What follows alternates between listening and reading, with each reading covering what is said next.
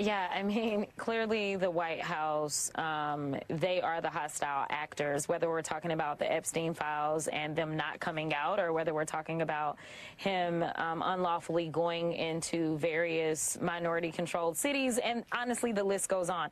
So we know where the hostility is coming from. I will have to tell you that I respect Thomas Massie. Clearly, we don't agree on a lot, but where we can find agreement, we do. And the reason that I respect him is because he always shows you who he is. He is what I would consider to be a traditional conservative. He believes in transparency. He doesn't believe in whatever Trump tells him to believe. He believes in things like fiscal conservatism. He knows who he is, and he never backs down. And to have this administration try to play with us and act like the DOJ is complying with oversight, to be clear, we were able to secure a subpoena to get those records from the Department of Justice within the Oversight Committee. And guess what? We still don't have them, right? Like, they gave us an itty-bitty amount. They gave us maybe 3% of the documentation. And they know that they have Comer under their thumb and that Comer won't necessarily press. So they don't want this full House vote. But I believe that they are going to get the signatures, and then the ball will be in the Speaker's court. What do you think they're covering up? Listen, I mean, now, I've never been a conspiracy theorist, ever in my life, okay? No silver tin hat here, okay, sis? But I'm going to tell you that as I sat and listened to these women, as someone who's been in courtrooms and, frankly, has reviewed my fair share of discovery and cases because I have represented on the defense side people accused of similar acts, this is next level. The levels to this is absolutely insane. And we're not talking about, you know, the things that he's espousing to clean our cities of, these low-level criminals.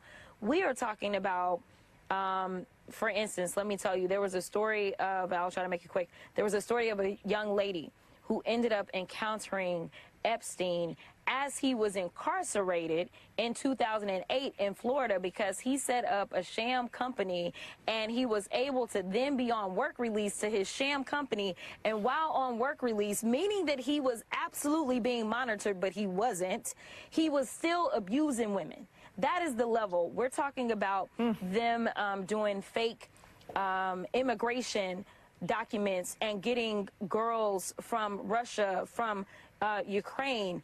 Obviously, we knew that there were international implications. They also talked about Israel in this. Like, they implicated, it's like the banks, the accountants, the lawyers, like, it is insane. And so I personally think this is about the people that made sure that they could have puppets like Trump in power that he is trying to cover for.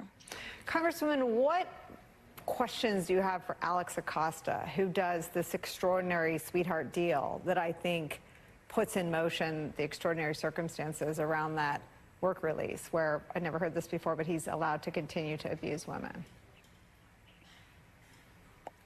So here's the thing. I'm actually really happy that that's not going to be a normal committee hearing, because as you know, we only get 5 minutes, and for the most part, it's a dog and pony show.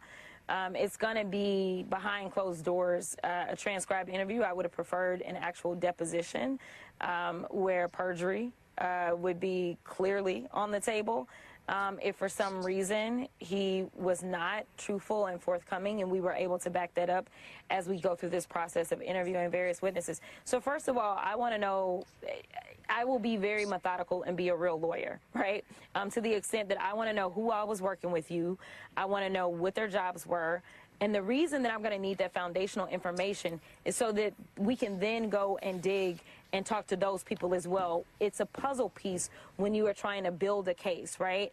And so we want to make sure we get all the pieces to the puzzle. I also really want to seek clarification on whether or not this is something that he initiated or not.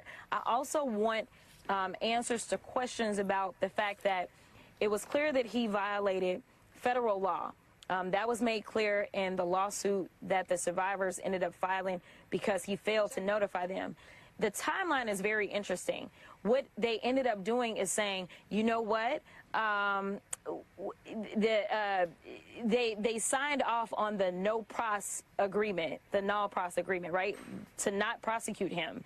And then after that is when they decided that they would talk to the victims and say, hey, just wanted to let you know your case is still moving along. We'll let you know when something's happening, right? This was a clear cover-up.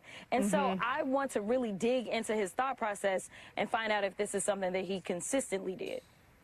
And why? Congresswoman Jasmine Crockett, thank you so much for your role in all this and for joining us.